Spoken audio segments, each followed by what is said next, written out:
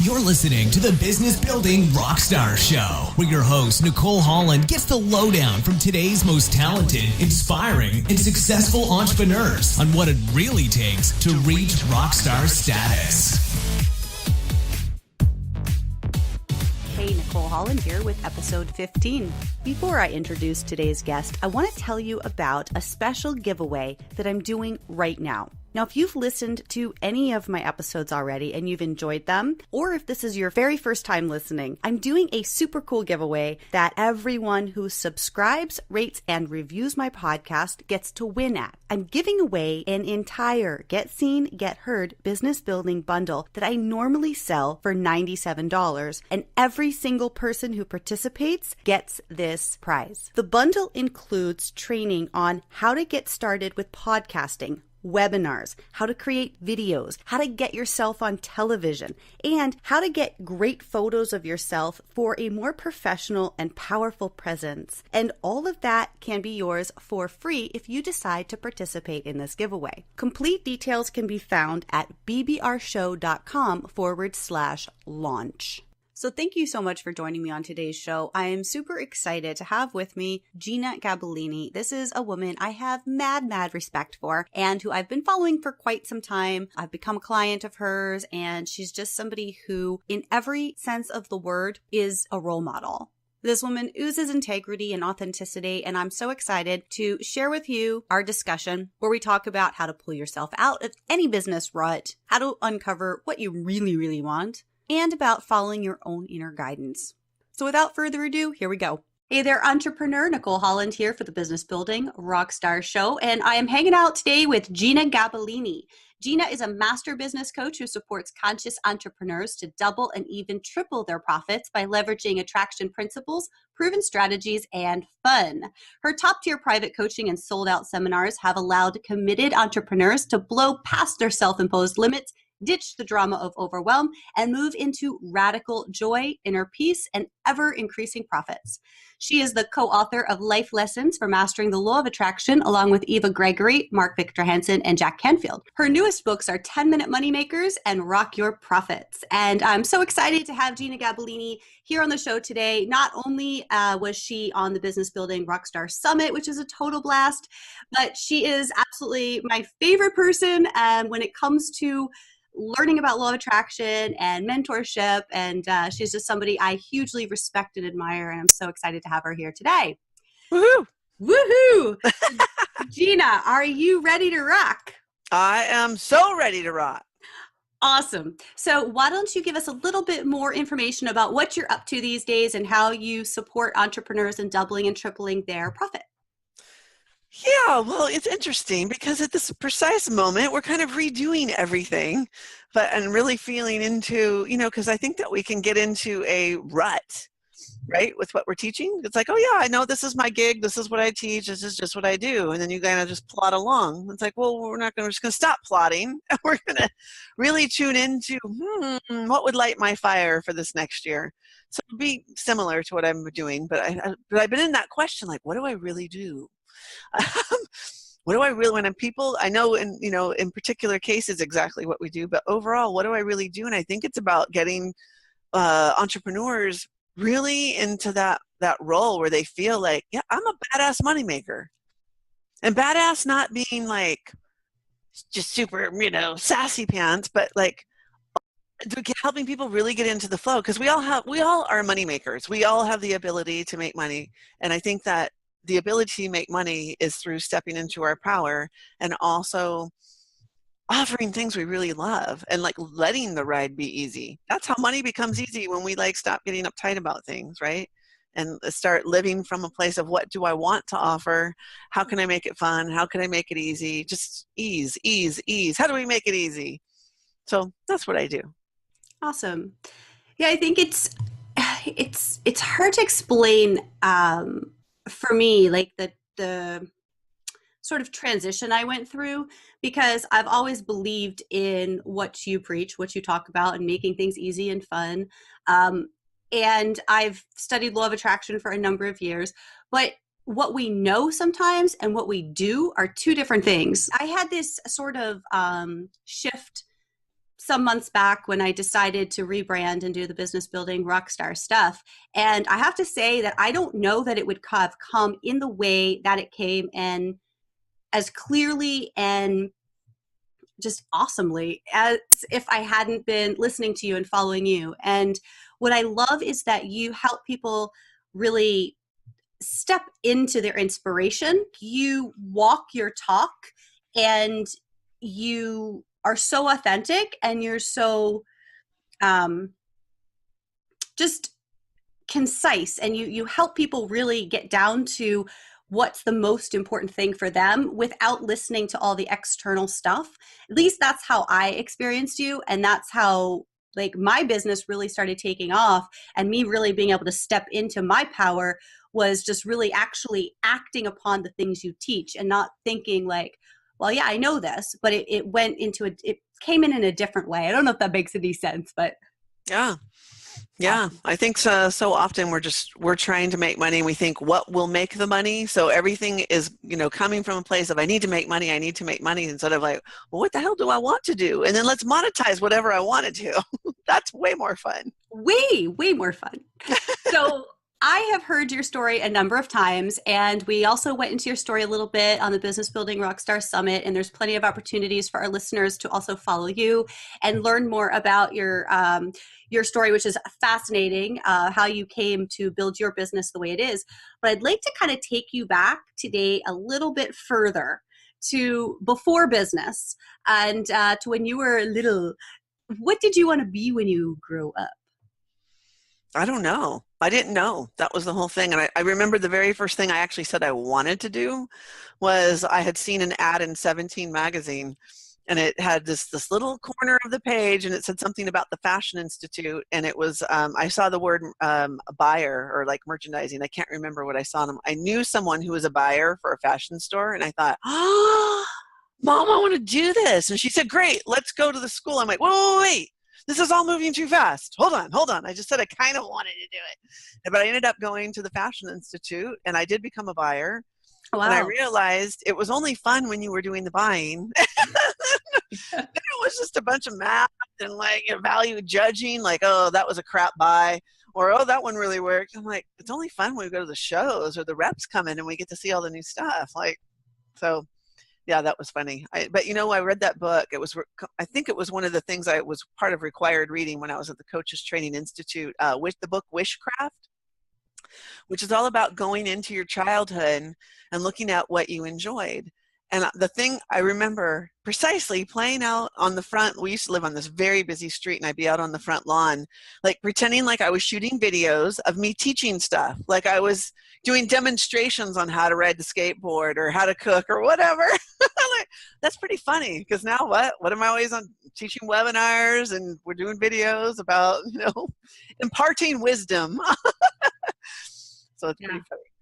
That's awesome. I think that's so fun that you went into fashion when you were younger, before business.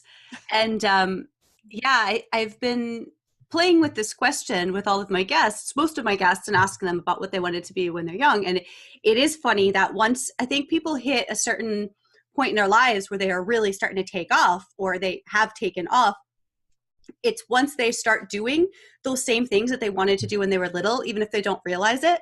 Yeah. I actually had an interesting conversation with John Lee Dumas about that. He says, I'm going to be the outlier to your hypothesis there. And then he told me about when he was a kid. And I said, but that's exactly what you're doing now. And he was like, oh my gosh, I didn't realize. That was a lot of fun. So very cool, very cool. So you've done lots of different businesses. And when you went into doing what you're doing now, this incarnation, and I know that branding wise and sort of things shift and turn and twist, but you've been really focused on income generation and law of attraction and making money for quite some time now. How did you figure out that was really your thing? Probably because I needed to learn it. I was fascinated by it. It was interesting. I was into it. And not to say that it was like just from the beginning, it felt like a big old game, and my aha moment was, had I learned about law of attraction yet? No, I had met Robert Kiyosaki right when he was coming out with this cash flow quadrant or his cash flow 101 game. And I had gone to a friend's house to play it and I was just pissed. I didn't get the game. I was confused. People were at other tables playing the game. They were laughing. I'm like, why are they laughing? I don't even get this game. I freaking hate this game. It's all about math. And I just went into this like complete shutdown. And I got it. I had brought his book home. I did not read it. And then I went back like a month later and we were playing the game again. I was determined to understand the game. And my girlfriend said, hey, didn't you buy the book last time you were here? And I said, yeah. She goes, did you read it? I said, nope. And it was like this aha, like, yeah, I say I want to learn it, but I'm not learning it. And that was particularly, had nothing to do with law of attraction. That was about, multiple streams of income and becoming wealthy. But I was fascinated by it. And I started teaching for him and teaching these workshops, cash flow workshops. And of course, once I knew and I stopped making up that it was hard, I'm like, this is just a balance sheet. This is so freaking stupidly easy. But I just made up that it was hard. And I convinced myself that I was confused. And then probably around that same time frame, I was also introduced to the law of attraction. And I thought, oh my gosh, I'm going to pull this law of attraction into this cash flow workshop. We're going to do a mashup and that's going to be badass. And it was totally so much fun. And I thought, this is it. I love all these money strategies, but I love all the energy stuff. So it's like, we'll bring the practical and the magical together and voila. And I've never gotten sick of it. I freaking love it. And I think it's just fascinating. Awesome. And what do you find most fascinating about it? So in work, rather not about it, but in working with others to help other people understand the money game. I think because I'm still interested in the money game for myself because it's so tied to energy. No matter what strategies we put in place, if our mindset tanks, then so does the strategy. And you can't find the good strategies unless your mindset's in the right place, because otherwise we're just choosing strategies based on desperation or what we see other people doing. We're not really feeling into it. Like, is this a strategy I want to implement? Can I follow through? Do I believe in it? And if I don't believe in it, I won't be engaged to do my best work through the strategy. So I'm not going to attract anybody anyway. So I don't think you can have one successfully without the other. Even successful people who wouldn't cop to like, yeah, I don't, I'm focused on my inner game. They do, they're just not aware that they're doing it. I remember when I first met my mate, he was, his business was just booming, multiple seven-figure business. And I would love hanging out with him because he was so excited about the business. It wasn't the making money. It was just like he was in his inspiration. It was awesome. And I love being around people that are like that. So I can't have one without the other.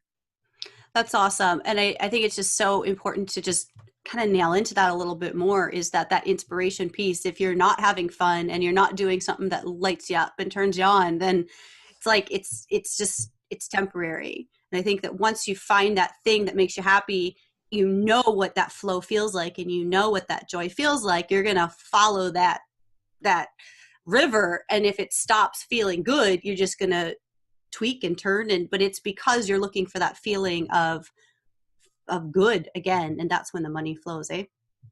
Yep. Although we could love what we do and then turn it into a shitstorm, as one of my clients says. You can tell me more. You love what, I've turned my business into like complete chaos because I start focusing on the money rather than serving. And it's the way I go about it. It's not like, I don't want to paint a bad picture here, but the truth is you have to do strategy. You have to monetize it. You can't just like, oh, I love this. I love what I'm doing and the money will flow. Because if you got hangups about money, if you have hangups about worth and you have hangups about all these different things, or you don't have a cohesive plan to get you from broke to wealthy, none of it's going to work. But if we keep tuning into inner guidance as you go, when it feels off. Like last year, I was so engrossed when I was, every year I do my big launch, as you know, and during that marketing, I really wanted to do, quote, a proper launch and get, put more level of attention to detail. And I think I got so into the detail, some of the fun, I was so in the learning curve of it, I wasn't having as much fun. Usually I'm really into the creativity of the marketing, and that is just like, I can't wait. But I'd already, like, the things I used were the things I've already used before, so it wasn't that exciting to me. And I just realized I can't do the same things over and over and over. Like, even if it worked last year, it's not as exciting for me this year, and I disconnect from it. I put a lot of energy into my videos, so guess what? My videos were awesome. They were awesome. Thank you. But the other stuff, the launch didn't go how I wanted, and I realize now, in hindsight, looking back, it wasn't as infused with as much fun as I normally bring into a launch. Like, the creativity wasn't as profuse. I was so I got like sucked into my, like, doing the videos well, and I was thrilled with that. But now it's like, I got to remember the whole package has to be fun all the way through. And you just obviously got to keep perfecting your marketing strategies so they can get better and better anyway. But yeah, there's always that moment when you know it's feeling hard, or it's just not, the juice isn't there. And normally I pause, take a step back, think about what I'm doing, but I was already too far in it once I started last year. So it's very interesting to look back now, like what worked, what didn't about the launch.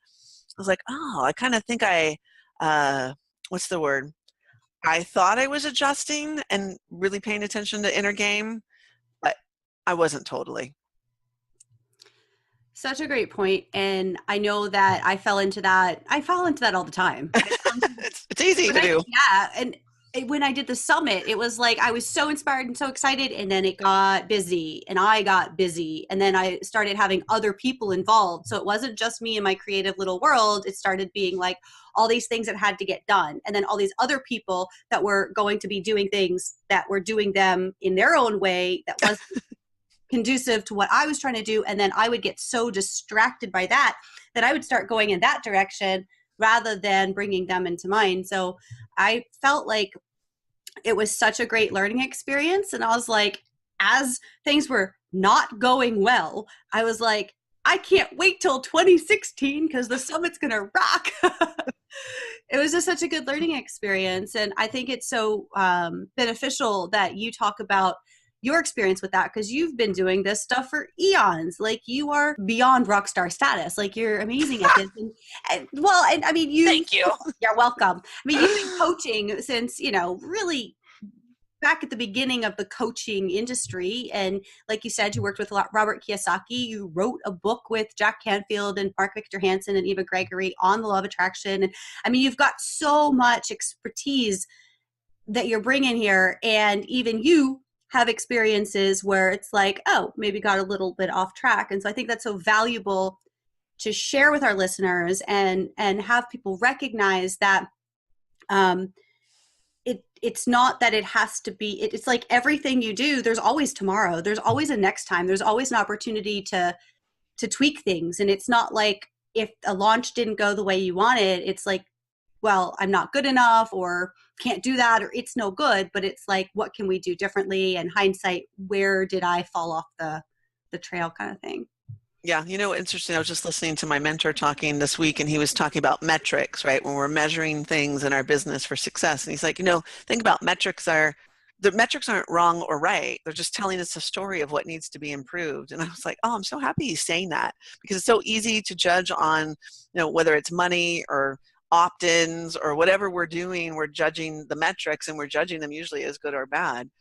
And yeah, in terms of metrics, there were metrics that really were stellar and like that proved like, woo, things are working in this launch. And then there were other metrics that, no, and we need to go improve those things. And what's funny is I'm sitting here, and I don't know if this has ever happened to you, but this was my last launch was huge learning for me in terms of what to shift, what not. But my mentors had told me I learned the same things in my last launch. I was given the same advice. And I had zeroed in on just like a couple of particular pieces.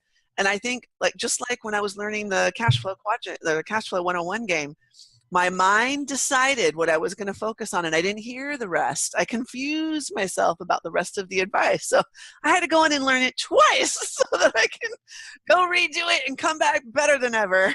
But isn't that just life? I mean, don't we have to learn it a million times over? I mean, like I was saying, law of attraction, one of my favorite books, I think yours too, is Napoleon Hill's Think and Grow Rich. That was written in 1937.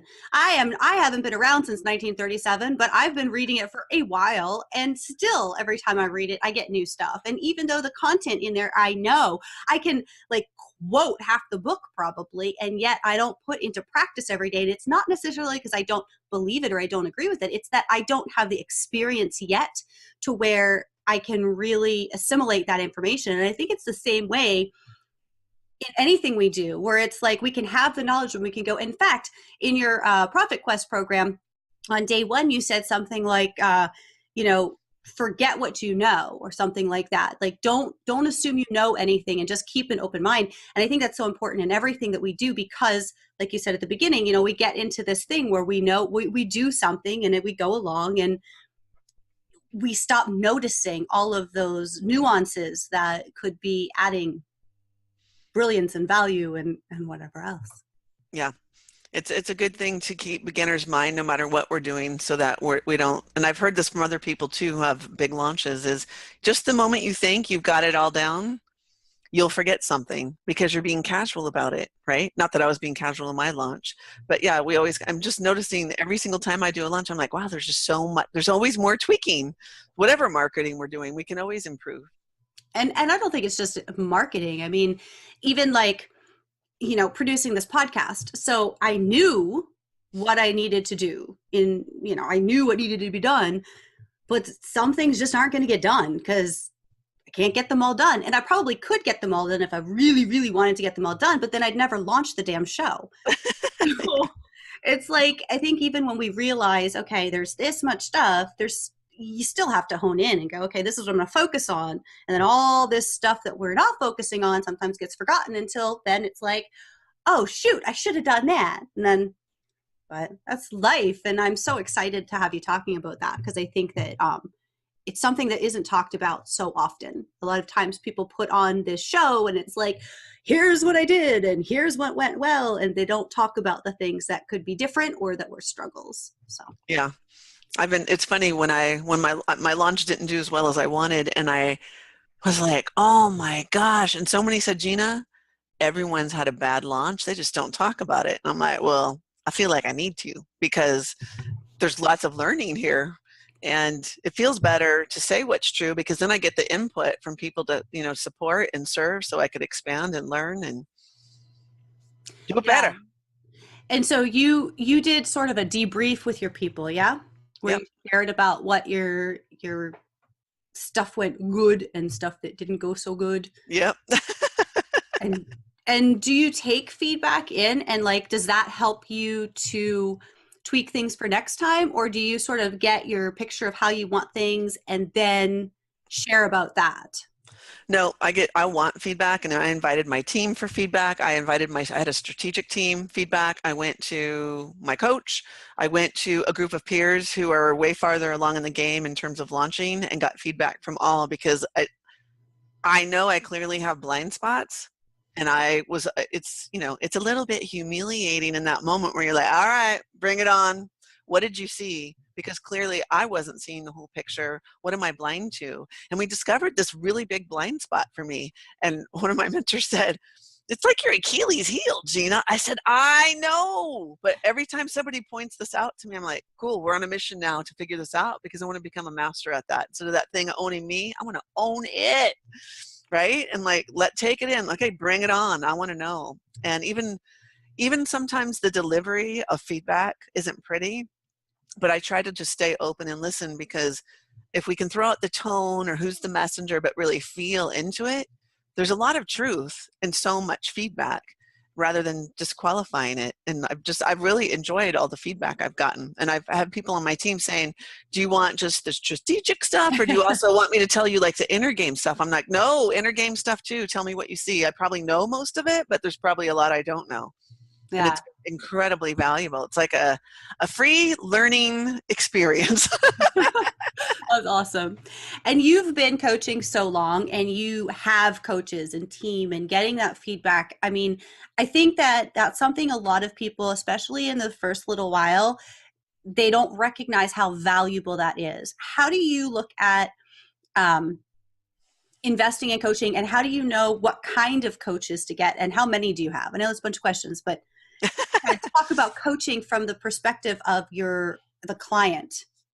Yeah, I never didn't have a coach, because I am a coach, and part of the curriculum of coaches training, right, is get a coach. So I can't imagine I had a coach just because I wanted to experience coaching. I didn't even have a business coach, but now I can't imagine not having outside support of people who are either farther along or know a certain area better than me. I've hired my own clients, right, to give me help in different areas. I can't imagine not having coaches. But now I realize when we invest, we actually, even though it's scary to make investments, especially in the beginning when we're first starting, it is the fastest way to make more money is to make that investment. And even though it might scare the pants off you, suck it up, because I always say, I just focus on the other side. What's the return on investment on this? Because I know it's going to get me there faster. Clearly, doing it on my own is not going to work. So I usually hire people on an as-needed basis. Like last year, I hired, usually when I do my videos, I have a pal who has a nice camera. She's got all the equipment. We go shoot our videos. I said, no, I need to master this video thing. I was winging it in my videos before, which were fine, still had multi-six-figure launches. But if I want to up level, let's get this thing down. So I hired a team, and I remember thinking, gosh, this ain't cheap. But then when I had them in my presence and the coaching for them just helping me tap into the essence of what I was really trying to convey and the emotion, and having me tune into, not that I'm not talking to a camera, but my ideal client is on the other side, and imagining that avatar, I was like, I can't imagine not doing these videos with these people. They were freaking amazing. Like I kept thinking, in the beginning I thought, oh, this is expensive. I'm thinking that is cheap. I also like to think, okay, how will this thing, how many clients will it take, or how many people enrolling in my program to pay for this? Well, heck, if I got, 5 new clients in this, it would be worth its while. So why wouldn't we invest in this? So that's how I like to think in terms of things, because I think when we focus on the expense of hiring somebody, we're not going to be really focused on what's in it for us. But like, take the price tag away of the investment. What's this going to get me? Is it going to, even if it gets me more peace, that frees me up to go make more money. It doesn't have to be like money related. If I'm going to hire someone to help me, it's like, hey, if this gets stuff out of my brain and worry off my head, I'm going to be more in tune with profits. Let's hire some people. Indeed. I just hired someone to clean the house, and it was like, Yes. Finally, yeah. It's been bugging me. And so just having her come, it's like that one peace of mind makes things just so much easier. Yep. So great points. If you could go back 10 years, what would you tell yourself about business and about to get to the point where you're at? What would be your best advice? Act like the expert that I am, instead of thinking I have to keep aspiring, or I have to do more, or I have to get smarter about something or better at something to claim my expertise. That would be probably one of the number one things. And to hang out with more people who are beyond what I'm doing in my business. Because the moment I started doing that and enrolling in programs where people hung out, attending events where people were farther along in their business, because even though, here's what was happening. I'm in business. This is my 20th year, right, in the coaching business. I coached for a seminar company before this, but 20 years in my own business. And I would see people coming in, and in 1 year, like passing by where I am, my level of success in terms of their automation, the amount of money, the amount of lives they're touching. And I'm thinking, what the heck? This person's new on the scene, and they just like fly past me. Like, what's going on? What's different? What's different about them? Going back to, Napoleon Hill, same exact thing he did. I started really looking at what are these people being like that's different, because their content and information is definitely not better than mine. So it's not that. It's something about what they're doing. And the first thing I noticed is, they have marketing systems. I don't. I'm winging it. I'm not, I'm doing the same stuff I've done for 10 years that wasn't working. And so I started noticing, they have systems. They don't hodgepodge things together. I totally do. Or I'm slamming things together so fast, I can't even catch a breath because I'm launching something new every month. I was the launch queen.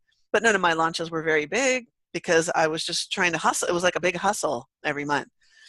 And the other thing I would do is invest more money, because I was often, while I had a coach, I was often cheap about my investments, and I, again, hodgepodging things together. It showed up. My website didn't look pretty. I wouldn't get things that could help me automate. I was doing a lot of the things myself that I shouldn't be doing, and it would make me frazzled.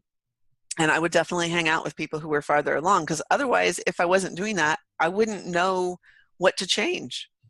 I really wouldn't. And I was getting coaching from people not necessarily that were farther along, but more like, equal peer-to-peer. Now, what about now you've gotten very systematized and you've got a lot of different moving parts and things that support you in doing you the best you can. So what is one of your favorite tools that's helped you do that? Like the delegation, or which part? Delegation, or if you have like an online tool or anything that's kind of helped you. For example, with technology, you mean? Yeah, I mean, like for me doing this, I couldn't do it without Acuity, because I've got a system in place with Acuity where somebody can book an appointment and then the automated messages go out. And it's like, when I was doing the summit, I was doing it totally not like that, and it was exhausting. And now that I've kind of learned that one tool, how to make that help me, it's just been awesome. It's like one of my favorite tools. Do you have anything? Yeah. No, I don't have tools, but what I have noticed is we have been on a mission probably the last 3-4 years, because we've been, hiring new teammates. And I noticed that if we don't have internal systems, that's where so many of the breakdowns happen. So anytime what I've noticed, and I tell my students this too, is, when we have people on our team or people supporting us, whether it's a virtual assistant or, our web person, often we will blame that person when a mistake happens. But often it's not the person, it's the system. It could be the system of communication. It could be we don't have deadlines and we're just expecting when we give them something to do that it will be done in 2 days. Well, we haven't communicated that. And they're waiting till they have a break, and 2 weeks later they do the thing that they're supposed to do, because it had nothing to do with their terrible website person. It's because we don't have a system or protocol for how we do things. So now every time there's a breakdown, or I know we're going to do something more than once, I say, my favorite thing to say, let's create a system for this. And it's just as easy as like, okay, we have this 1, 2, 3, or it could be the days we do things. I remember systemizing my newsletter. It used to be, whenever I feel like it, that's when we'll do our newsletter. I've done a newsletter almost since the beginning of time. And my team would have to hustle because maybe I wanted to promote something in the e-zine. And so finally I'm like, no, we need to do it on the same day. My team needs it a week ahead.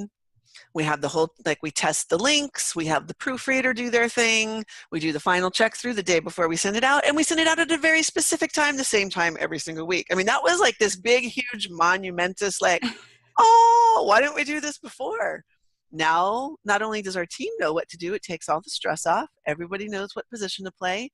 And my readers know when they can expect it to come out. Indeed. Awesome.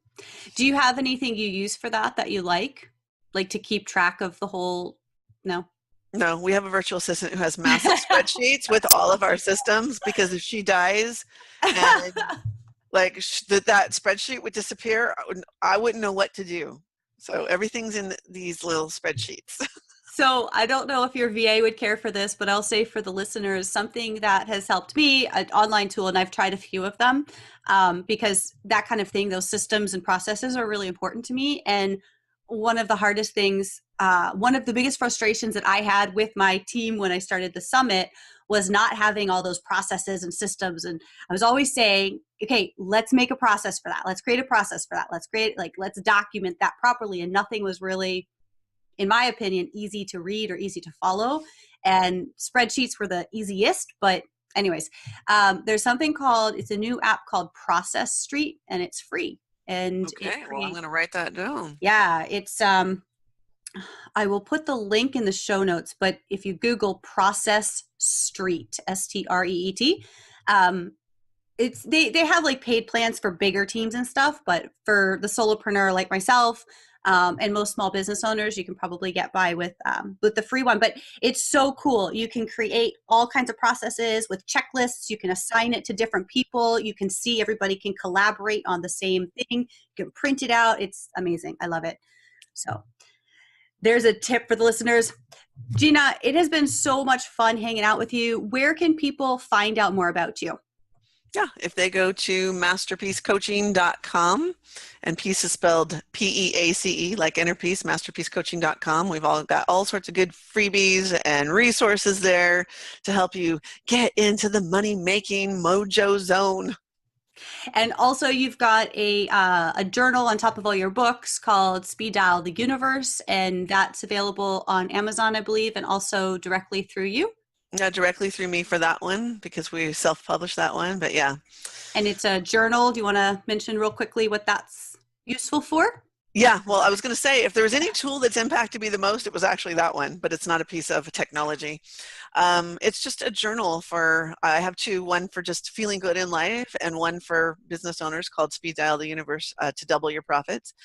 And it's about zeroing in on how you want to feel for the day, what your priorities are. And it's just a whole process that takes 10 minutes, maybe 15.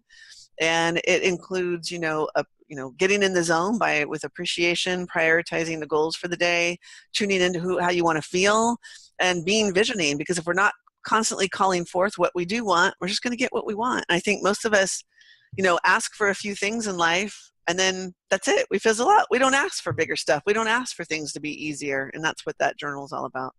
And what I like about that journal too is that it's not like most like day planners or journals where they're oriented around actions. This is oriented really around feeling and then looking for the actions that you're inspired to do based on what you want to feel. And so I think it's a really, really amazing tool and one that people don't see every day. So I highly recommend that as well. Thank you. Yeah. So thank you so much for hanging out today. And I hope to talk to you again real soon. Yay!